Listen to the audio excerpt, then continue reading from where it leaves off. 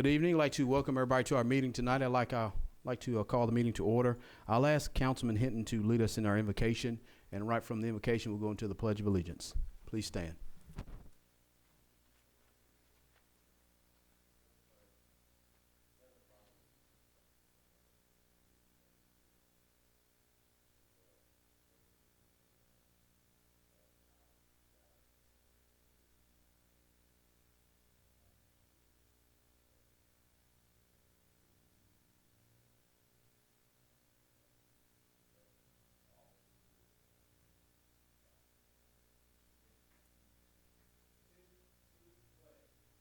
Pledge allegiance to the flag of the United States of America and to the republic for which it stands, one nation, under God, indivisible, with liberty and justice for all.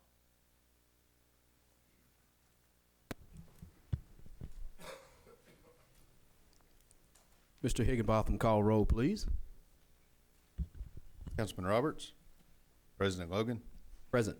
Councilman Hinton. Present. Councilman Davis. Present. Councilman Hogg. Here.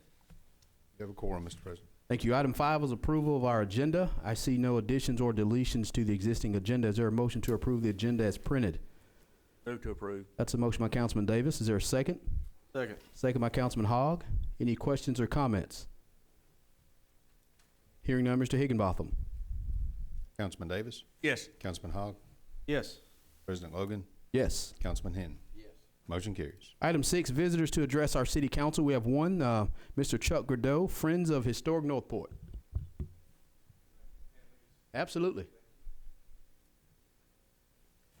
Like that jacket.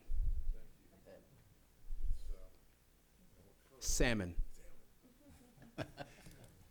Salmon. It's on the color wheel. Salmon. Thank you, Chuck.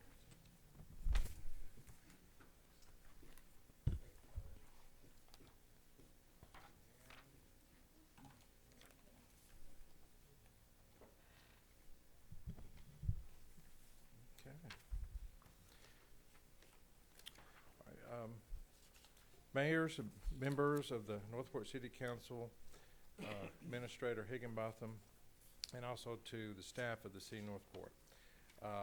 My name is Chuck Gradeau. I live at 3909 Northwood Lake Drive West in Northport. Thank you for taking my comments this evening. First thing before I get started, I want to thank everybody last weekend for the Northport Bicentennial Celebration. It came off extremely well. I know the committee thanks the city for that. Thank you to the administration, to the fire department, to the police department, to Public Works, everybody that was involved, to the citizens of Northport, and for everybody that came at it. It's very well attended, and I've been told we're going to do this next year. We'll see how that goes, but it's such a good event. I'd like to see us do it again. So, but Jay will be the chairman of it next year. So No, I think we got some very capable people that have emerged in this whole planning process. They really have. And a special thank you to Miss Crystal Buck, and of course to Whitney. I mean, Whitney got everything together with the city, and Crystal with everything that she did, and all the. I know they were on television 2 or 3 times, so really getting out there and making it happen, and much appreciated. I'm coming to you this evening on behalf of the Strategic Planning Committee of the Friends of Historic Northport. We have several members that are here this evening, and I just want to thank the members of Friends of Historic Northport for support in the planning that we've been working on. We have been working on it since last June, and we finished up in just the last few weeks and printed it off and kind of tweaked it and that sort of thing. But I wanted the city to have a copy of our plan. Now, we've had several plans in the past, and they've been 5 or 10 pages. I think this one is 26 pages, so it's quite comprehensive. We brought on a strategic planner, Miss Becky Harvard, that really knows what she's doing. She's worked a lot with Shelton State, and We've been through about a 9-month process, and I think it's really come off quite well. I've been part of Friends of Historic Northport for about 20 years. We've always had like you say, a strategic plan in place. We've had been very successful in the things that we've done. We've put together a museum, many events. We also have took a long time, but we got a bowstring bridge in place several years ago. That was about a $300,000 or $400,000 project. And again, thank you for the city for all your help in all those ventures. As we look forward to the future, we are very interested, okay, in making Shirley Place a destination place not only for those interested in history, but also a place for a future welcome center of Northport. Now, I'll kind of say with that I've spoken with Jay on numerous occasions. And of course, that's in his district. And Jay's always said, bring us a plan, bring us a plan. I said, I want to bring you a strategic plan of what we do before we even think about going past that point. So that's sort of where we're at today. And I just want to thank Jay for his encouragement and in making that happen. As Northport is poised for future growth, a welcome center with technology at the forefront of its presentation materials will be a true asset to the city of Northport. And when I say technology, I'm going to give you a little, I don't have any photos or pictures or anything, give you a little vision. Let's say you have the Shirley Place, and then we build a welcome center. I say we, the city of Northport, the Friends, stakeholders, grants, the city, the citizens all get together and build a welcome center. Mm-hmm. You walk into a welcome center, and instead of seeing necessarily pictures and kind of the boring, you come in and you touch an iPad. The iPad gives you information about the city. It may give you historical information. It could give you what was here at that particular time, 100 years ago. It could also tell you what the businesses are in the city. It could give you a list of business. Let's say you want to know where your restaurants are. Print out a list right there. You want to know where your hotels are. Print off a list. Whatever businesses or 501c3s or whatever it might be that when people come into our city, they say, here they are. Here's what we have. Right now we have City Hall, and you can come ask for that, but I think the vision would be that we have a place for people to come that can find that and also learn about Northport as well. Yeah, I don't want to cut you off, but I do like the idea that you're making it digital, where you can see POIs, points of interest, Yes, sir. your restaurants, your locations, maybe historical facts, maybe some information that people may not need to go to City Hall and go right to that welcome center and get that same information or something different.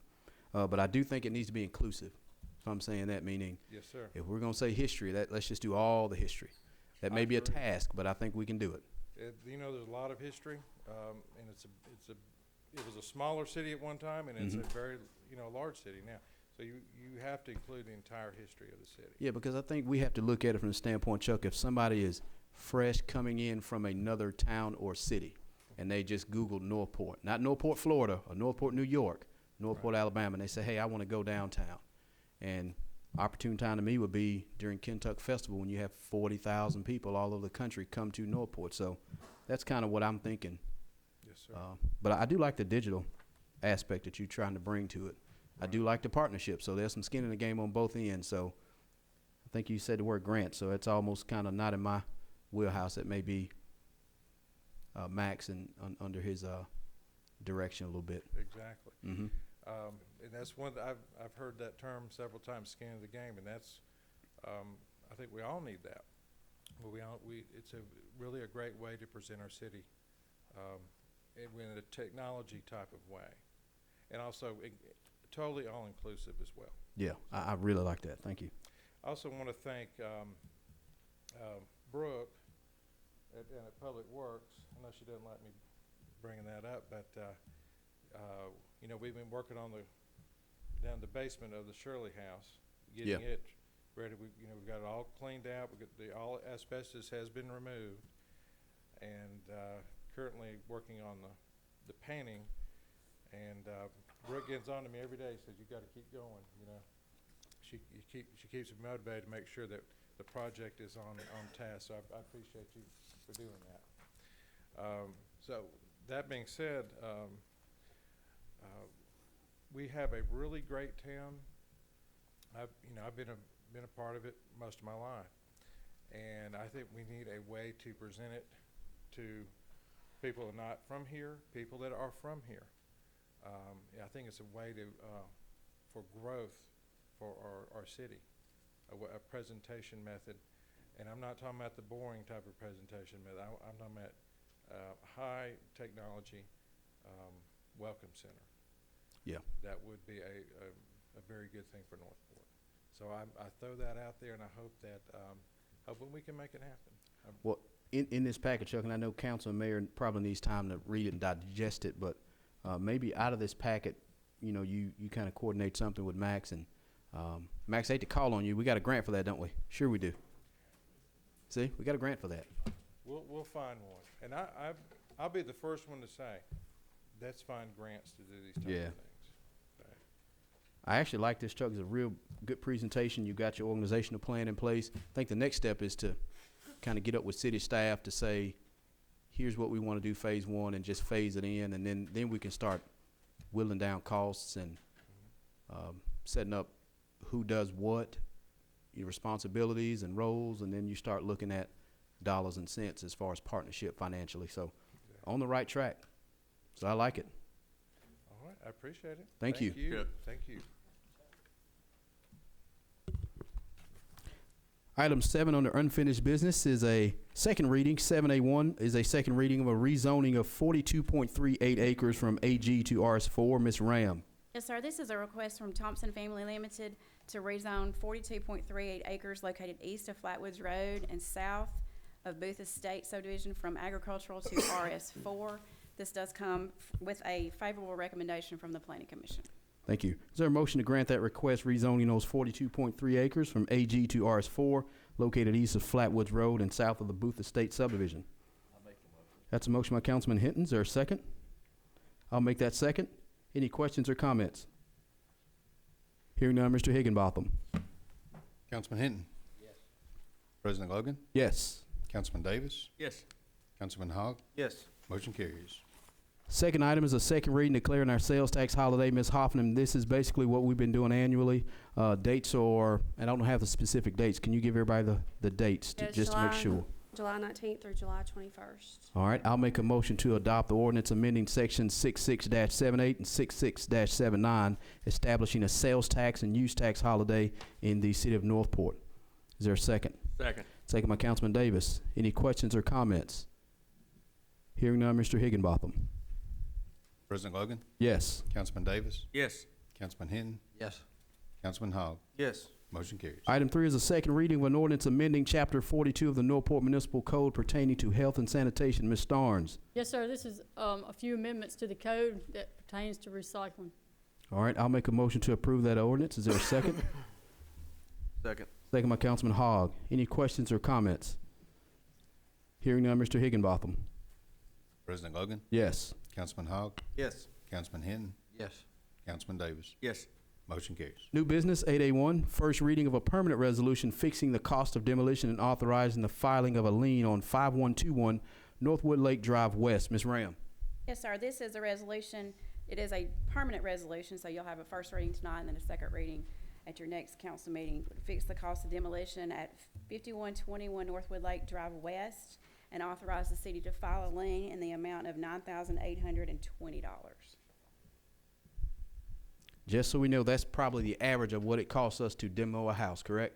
So just so we know, it's about 10 grand to demo a house. So if you got 20 houses in a district, Okay. Thank you, Ms. Ram. Is there someone on council wanted to offer that for a first reading? I'll offer that up. Thank you. Offered up by Councilman Davis. Second item is a first reading permanent resolution fixing the cost of demolition and authorizing the filing of a lien at 1313 20th Avenue. Ms. Ram. Yes, sir. This is a similar situation. It's 1313 20th Avenue, and the cost of that lien will be $4,894.25. All right. Is there someone on council wanted to offer that for a first reading? I will offer that for first. Thank you. That's offered up by Councilman Hinton. First reading of an ordinance amending section 66-67 and section 66-70 of the Northport Municipal Code relating to the levy of sales tax and use taxes in the city. Mr. Davis, and I think we'll let you kind of give a brief synopsis, and I didn't know if the mayor's office wanted to give somewhat of a synopsis, but Mr. Davis? Sure. As you know, reading newspaper and on television, the city of Tuscaloosa had been considering for the last several weeks raising their sales tax from 2 cents to 3 cents, which will be a total of 9 cents to 10 cents on their business on sales tax and use taxes. Due to an act that was passed, they passed that last week, the county, due to an equalization bill that already had passed, when Tuscaloosa goes up, the county will go up as well, leaving Northport as the only place in the county where you would have a 9-cent sales tax.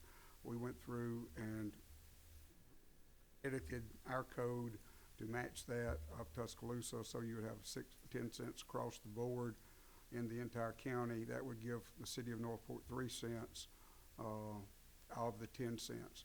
If you've looked at Tuscaloosa News, printed a table which showed the different municipalities around the state. Tuscaloosa was the only one in Northport getting 2 cents of either 9 cents or 10 cents sales tax. Most were getting 3, 4, some 5 cents. For whatever reason, in Tuscaloosa, the city of Tuscaloosa or city of Northport, the county or the state gets the bulk of the 9 cents. This way, we would go from 2 cents to 3 cents. First reading only is for your consideration. I know there'll probably be a lot of discussion and work that needs to be done, but go ahead and put that out there and give you something to look at. Thank you, Ron. I didn't know, Mayor Aaron, I didn't know if you wanted to make any kind of comment, anything regarding our proposed first reading. Well, I agree with Ron. We would be the only entity in the county that did not charge the full 3 cents sales tax. I don't like taxes any more than anybody else. It bites into my pocketbook just like it does yours, because I'm not exempt from any tax. But the bottom line is we have to be realistic. The city is not going to make up any extra money because nobody's going to drive to Northport to buy even groceries. Tuscaloosa has that would be what they would reduce in the city of Tuscaloosa, but they wouldn't. I fail to see that we would have any additional revenue from anyone coming over here to buy anything from us. Before I would really say that we need to pass the 1 cent sales tax, we need to sit down as a group and we need to forge ahead with some definite plans that would benefit our citizens, things that we need to do, should do, and would certainly make life better for our citizens. All of that needs to be done before we could even consider raising it a penny, in my opinion. Like I say, nobody wants to do that, and I know I've already gotten several folks who are adamantly opposed to that. But the bottom line is, as Ron alluded to, in the Tuscaloosa News, they ran a little chart, and we are at the bottom of the state. And if you go to the beach, or you go to Birmingham, or you go to Hoover, you're going to pay more sales tax up there than you do here. So, I don't mean to sound greedy, but $5 million plus or minus to our budget to do things that we need to have done and be prepared for emergencies would go a long way. But I'm not for just putting it in the general fund and fritting it away, as some people have accused us of doing. That's all I have to say. Thank you. Just to kind of dovetail on what the mayor was saying, I do think that, let me just say, first reading doesn't mean that you wake up tomorrow, your sales tax can be raised. I do think that before council decides to even put the plan together, I think it's important on us to go to the citizens and get their thoughts, concerns, emotional outbursts, whatever you want to call it. It needs to be citizen-driven. I think we ought to take a beat, take enough time to let the citizens of Northport vet it, and then go from there. So, Mayor, thank you for giving us a really good explanation on that one. So thank you so much. All right, is there a motion, or excuse me, is there someone on council wanted to offer that for a first reading?